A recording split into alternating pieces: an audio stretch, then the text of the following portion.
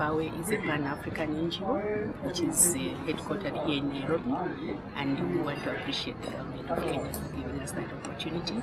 But we also have a national chapter in Kenya, which is hosted again by the Ministry of Education. In other countries, we have the similar structures, and they all work very closely with ministries of education in ensuring and providing that support to ensure that issues of girls and gender are integrated into the national policies. So as an organization, our first bid has been on advocacy, trying to ensure that girls' education is priority on the agenda. Having done that for quite some time, we had to go back to the drawing board and to look at other areas on how we could actually showcase to the governments. Because one of the questions they were asking us is that, okay, you want education to be a priority, so what do we do? What do we need to do? And we had to go back and say, listen, we do an informed advocacy. We'll show you how to do it, but we need to work together. And that is a great opportunity for us, because as we work with them, we build on our strengths, we also build on our challenges, and together we are able to move. And because of that, we've been able to influence governments to integrate some of these success stories. And one of the success stories which I talked about earlier is the training of the teachers in gender-responsive pedagogy. Actually, this project was initiated by the Seoul National University. And then when they came up with a very good idea to teach the train the teachers in Kenya, and the KOICA agreed to support this project. And then together with, in collaboration with KOICA, Seoul National University, and together with local NGO FAWE, they conducted this very good project. And now we are seeing the completed computer lab in these very beautiful surroundings. So one of the most important aspects of this project is that it's not about the money and in terms of size, and it's about the impact of this project will provide for the future generation. When teachers are well equipped and well trained with modern technology, they will teach and they will care for children with talent. And then after being trained by the very good teacher, children can be a very useful component to the Kenya's socio-economic development. And through over time, this project will lead to great benefits for the Kenyan economy as well. Our work is usually to influence policy, and we are very proud that we want to be used, and allow me to use this way, we want to be used as guinea pigs, because we believe that educating girls is very important. And one important thing that we need to showcase as we engage with ministries or with governments to influence the way teaching takes place, we develop demonstrative interventions that we have proven and have shown that if you give an opportunity, if you create an environment that gives an opportunity to a girl child to learn, they are equally as smart as the boys. And without taking any of them, we are smart. But give us the space, give us the right tools, and give us the right material to be able to showcase how best we can. I extend my heartfelt welcome to everyone gathered here, and thank you for taking your time to share our delight as we commemorate such a meaningful event. It is often said that a friend in need is a friend indeed. I'd like to take this opportunity to assure Kenya of Korea's partnership and friendship, which has been going on since the establishment of our diplomatic ties in 1964. A visit made to Kenya last year by the Korean Prime Minister is a testament to our cordial relationship. Korea is the 13th largest economy in the world, with a population of 50 million and per capita income of $20,000. She is also a member of both OECD and G20. This achievement did not come easy, but were attained through the Korean people's pertinacious will, incessant endeavor to overcome their many troubles and keep moving forward.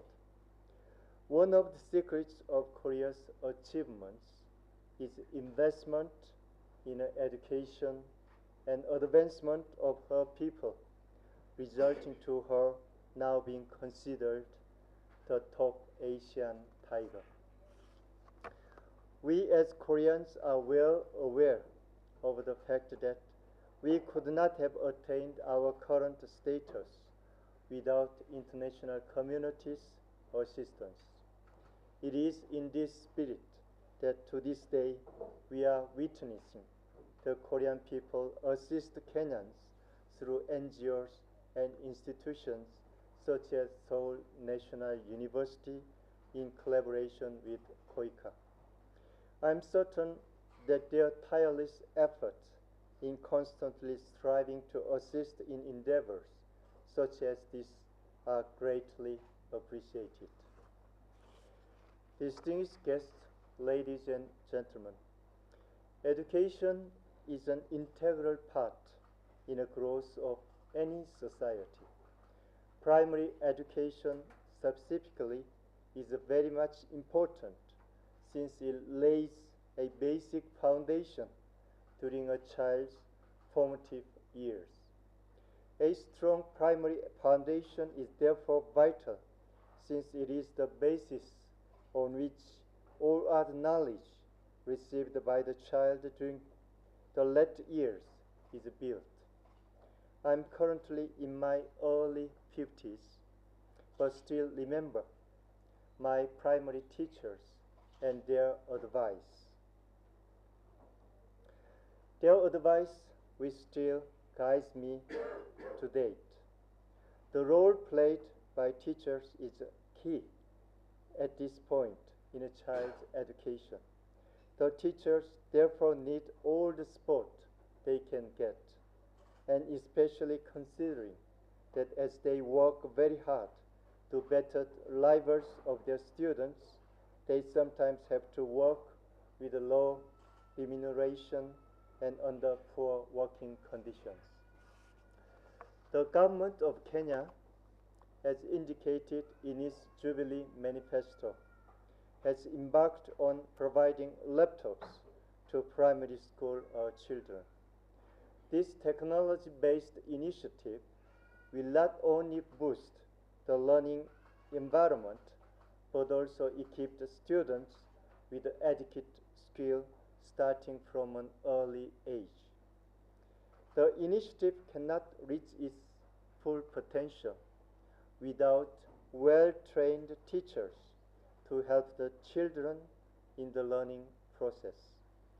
The government of Korea has the honor to be part of this initiative through the teacher capacity and professional development in ICT project. The project has already seen 500 Kenyan teachers receive ICT training with 30 computers donated.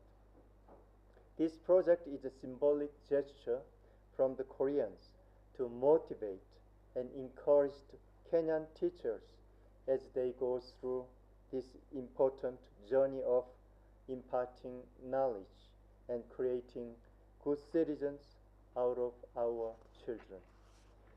Since my arrival in Kenya as a Korean ambassador, I have witnessed Kenya's significant and leading role in East Africa. Thanks to its strategic and geographical location, Kenya is acting as an economic and financial hub in this region. Human resource development is the proverbial fuel that has the capacity to tap into Kenya's key resource and thus propel Kenya towards economic development. The government of Kenya's current development blueprint, the Kenya Vision 2030, has also particularly identified human resource development as a key enabler towards Kenya's growth. Korean NGOs, being aware of this, are encouraging Kenya to follow in Korea's footsteps with initiatives such as these.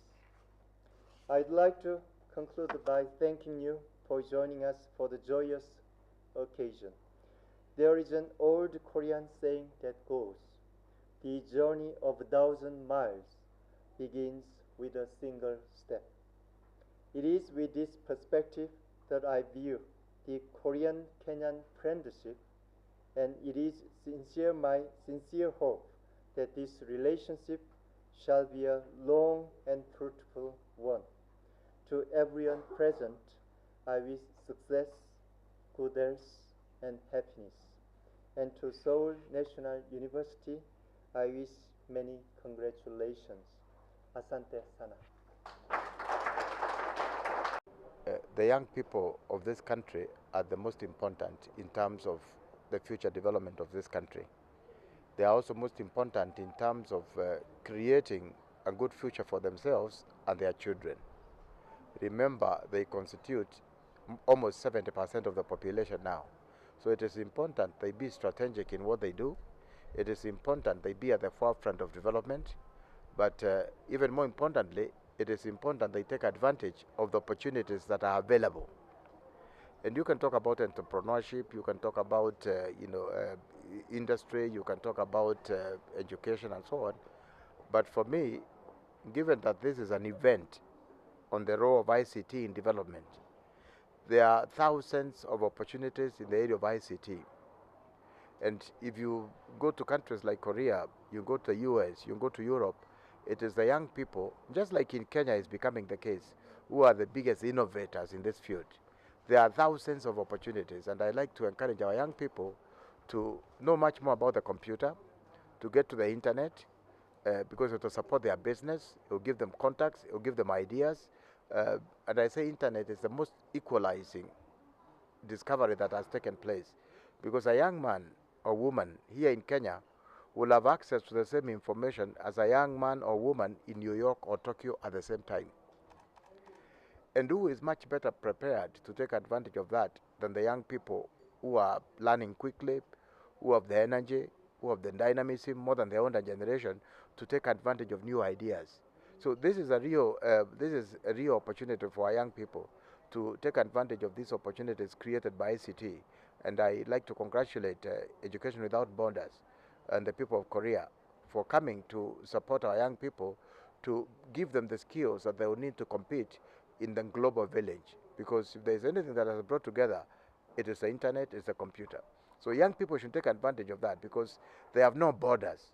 Right now, if you are good as a young person, if you are the best in engineering, if you are the best in IT, if you are the best in any form of innovation, they will want you anywhere in the world. But you don't know about that opportunity unless you take advantage of the ICT. If you are the best engineer, you are the best in anything, the world now, they are looking for the best people. They don't care where they come from. And I think our young people, it is very important that our young people are aware of this fact, that Kenya is no longer your village. If there are no opportunities in Nairobi, do not worry. Prepare yourself to take advantage of opportunities in the region, because Kenya, we are much more advanced than many of the countries that are neighboring us. Prepare yourself to take advantage, in the more developed countries and in the emerging countries of this world. I was in Korea; they are looking for Kenyans. But if you want to go to work in a place like Korea, be sure you can compete, and you have an opportunity. So be the best in whatever you are good at. You do not have to follow examples of your parents or of your peers. Be good at what you like the most, but be the very best so that you can compete worldwide. And I wish all the young people the best. But more importantly also, it is okay to talk about education, it's okay to talk about entrepreneurship and so on and so on. If you are not part of the leadership of this country, by influencing it, by ensuring that you have the right people in positions of authority so that we are better governed, then you have no future. So it's very, very important. You can have all the dreams. If you don't have the right leadership at the local level for MPs, for county reps, for people who are going to be presidents and so on in this country, if you don't have the right people, the dreams of young people never come true. So the biggest investment is in the governance of this country. Invest in that, vote not on the basis of tribe, on the basis of race, on clanism or religion. Get the best people to be in positions of authority to support your dream. Seoul National University is a leading research university in Korea. So we can bring all the able foreign students to our school. Because by doing that, you can support each individual country's development and economic growth. So now the number of foreign students is getting larger and larger over years.